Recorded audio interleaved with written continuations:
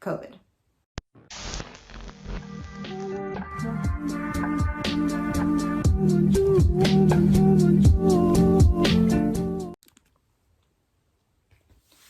They said that making YouTube videos was gonna be one hell of a journey, but I didn't expect it to be this difficult. What is up, guys? Oh my god. What is up, guys? My name is Gaia, and welcome to my first ever YouTube video. If you're new here, it's my first day, so take it easy on me and bear with the awkwardness throughout this video. Today I wanted to talk about something that I've been dealing with for the past 6 months to 9 months, I believe. Oh my gosh. Especially since it's COVID season, and I don't know how many other people are going through this with me, but I was hoping that if I did have any input to give on how I've been tackling it, I wanted to try and help someone else that is going through it just like me or just as bad as me. Or, yeah, that made sense. Just to give you guys some background about myself, I have been suffering with anxiety for a very, very long time, but I have not been suffering with health anxiety or any of that sort until this whole COVID pandemic has come into fruition, and it didn't really hit me until a few months ago. Now, granted, during this time, I always knew that COVID was in play in the beginning, and for the first couple months I was okay, but I was also distracted with the fact that I was moving and going through these other changes from a different state, and I was too focused and preoccupied with that, and I was already dealing with my other anxiety, which was generalized anxiety disorder, but I knew my triggers and I knew what to avoid when dealing with it. So when COVID came into play, it never really hit me until a few months ago when I finally made the move, and it became a thing of just on the spot, kind of like, whoa, holy crap, this is happening. A few months ago, after I had made my initial move, I had started getting panic attacks, but debilitating panic attacks to the point where I could not focus, do anything. My day-to-day was literally very difficult. I thought I was dying practically every single day just from the sheer fear of getting another panic attack, or the panic attack making fear into another panic attack, to get another panic attack, to fear. You get the idea. I really started focusing my attention on conquering the mental battle of that, and I'll get on that subject in a whole nother video. After I managed the panic attacks for at least a good amount of time where I wasn't having them daily and I was just having them maybe once or twice a week, I developed this like whole new thing, and it was health anxiety. Health anxiety. Health anxiety. And this health anxiety was so brutal. It was to the point where I literally could not eat out anymore. I would freak out about touching anything at the grocery store, thinking that I was gonna catch something. I felt like my mask, no matter how far or how absent I was towards other people, I felt like somehow the particles were gonna get through my mask and I was just gonna inhale something and like I was gonna get it, or if I rubbed my eye the wrong way, that I was gonna get COVID. And I felt like every single feeling that I had inside my body was automatically coronavirus. This was something Coronavirus! This was something that I really had a hard time, and still till this day, till me sitting in this room right now talking to you, I still struggle with. But I did find some ways to ground myself by doing certain things. And without further ado, I want to share with you what those things are. What's up? Gaia from the editing booth over here. I forgot to mention, and this is disclaimer, that in no way, shape, or form am I stating that I'm a mental health professional, because I am not. I am just somebody that goes through a lot of anxiety and depression myself. So this is just based on my own personal experience and advice that I'm giving as someone who's going through it. The first thing that really kind of set me into the right direction was taking a break from social media. And what I mean is don't ground yourself into not being on your phone at all, but to distract yourself in other ways other than just what's on the news or what everyone's saying on social media, because social media is such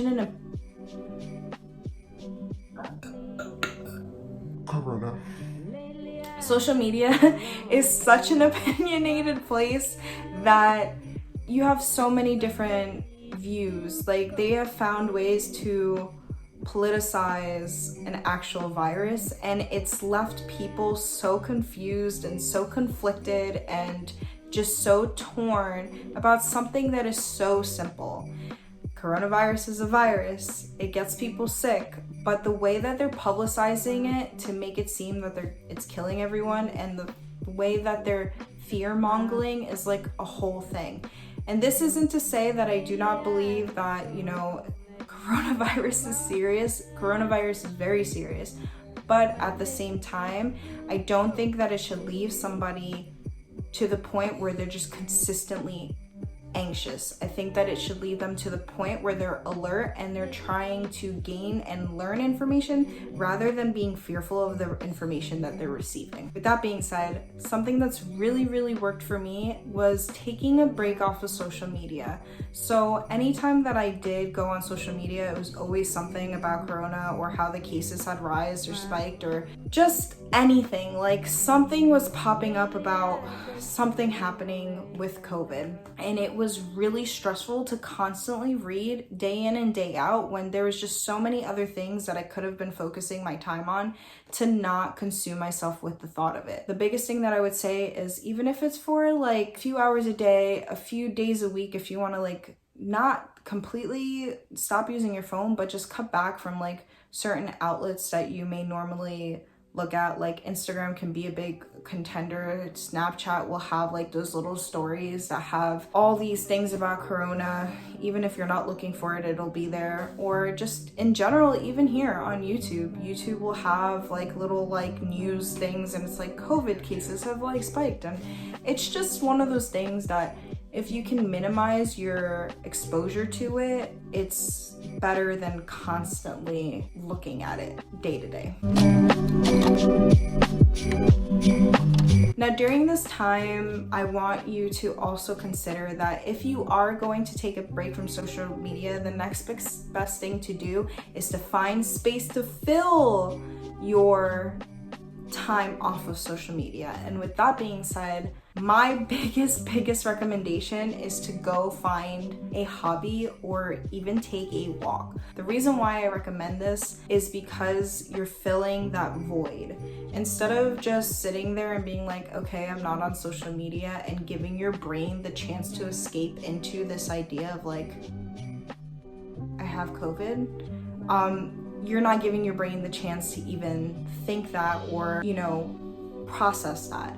Read a book, watch a show on Netflix, which saved my life, literally. I can make a whole video on all the shows I've watched on Netflix that have really distracted me. You girl. I literally would watch shows, or if you guys want to pick up like a side thing doing projects for your house, I watched a lot of like how-to videos on like DIYs and stuff like that, just to spruce up things in my house. The biggest thing that I think that helps more than any of those things, that's quick and easy and doesn't require you to spend any type of money or just like learn a whole new trade, is taking a walk outside. Walking outside is the most earthly grounding element that you can add to your day-to-day living routine, because it's so simple and it literally just requires you to put some shoes on. If it's cold outside, put a sweater on and just walk. And walking literally releases all these endorphins, and you know, just circulates your blood, gets you working out. It takes up a little bit of time out of your day to really look around you and see the reality of the world around you. That's another thing, is like we sit behind our phones and we get so sucked up into this world that we start forgetting like what's out there, and grounding yourself a little bit with nature and trees and the smells and the sounds and the sights of like birds, and also getting vitamin D is really, really good for you. That would be definitely something I would recommend. 10 out of 10.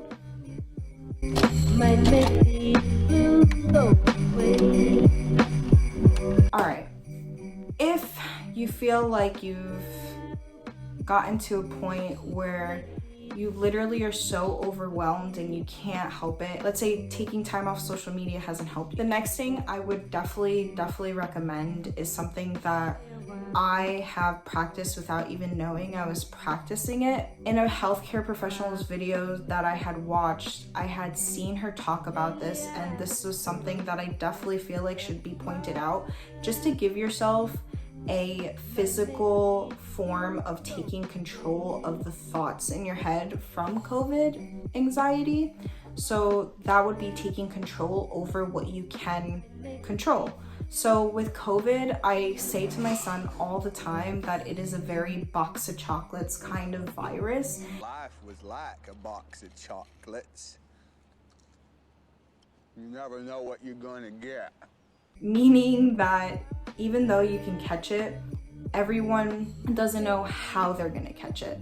They don't know if they're gonna get mild symptoms, severe symptoms, no symptoms, and because it is so unpredictable, it is best to find ways to take control, because unpredictability is what leads to anxiety, the fear of the unknown, or just giving your brain the opportunity to run its course into, I guess, just whatever it wants to run into, honestly. Best way to do this is to take control by washing your hands. That's something you can do. So after you go somewhere, wash your hands, hand sanitize, make sure you wear your mask when you're... These are all ways that you can literally physically take over control over the fact of, hey, do I have corona? Am I gonna catch corona? Am I gonna give someone else corona? Any of those ideas can be easily tackled physically by taking initiative to do something about it.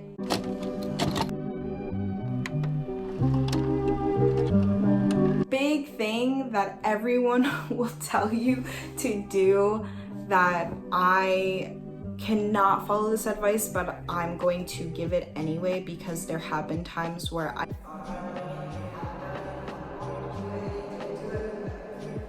just don't do it.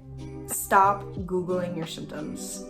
Just because your throat's itchy or your nose is runny or your stomach hurt for a second or you feel kind of flushed and warm, whatever it is, do not Google your symptoms. That is only going to tell you that you have brain cancer and you're gonna die in 5 days, or that you have COVID and that you have to seek medical attention right away because you're dying. I'm dying.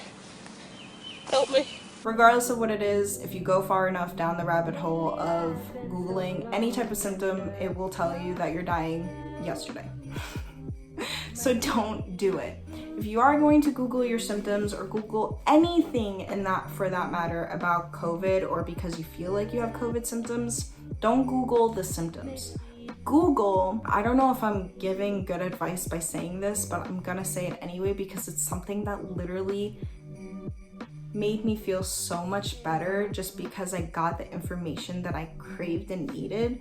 Google doctors that give information about COVID. Google COVID in general. Do your research. It's like when you're doing a research project for school and you gather all this information about it, but you learn something so much more than you initially even thought that the initial thing is. Like if you're writing a freaking book report about Christopher Columbus and, like, you know what I mean?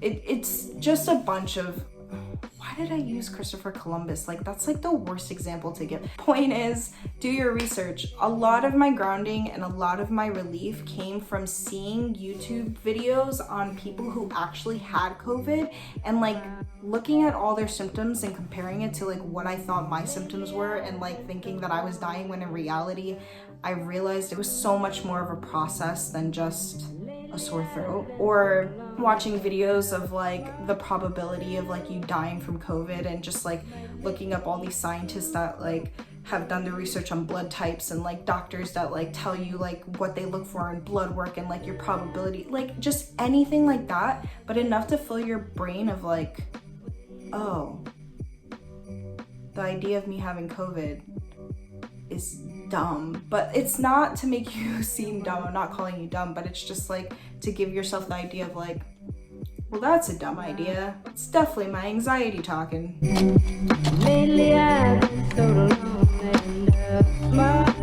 The final and most important thing that I would definitely, I'm singing. I don't know why. It's a no for me, dog. Okay, I'm done.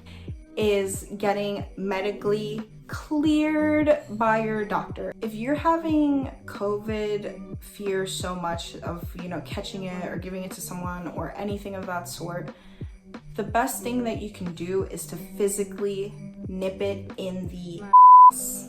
And what I mean by that is to just go get tested and get the actual physical results in your hand.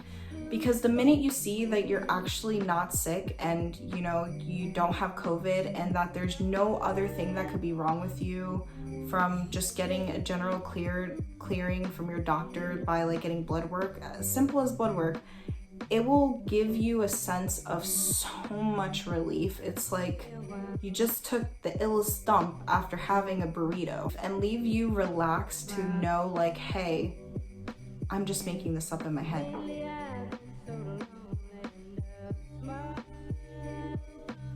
The best thing that you can do after getting these results for yourself is to stay firm within your own mind that you are not sick and that the idea of symptoms that you're having is literally maybe just an allergy or just, you know, you ate something and it hurt your stomach a little.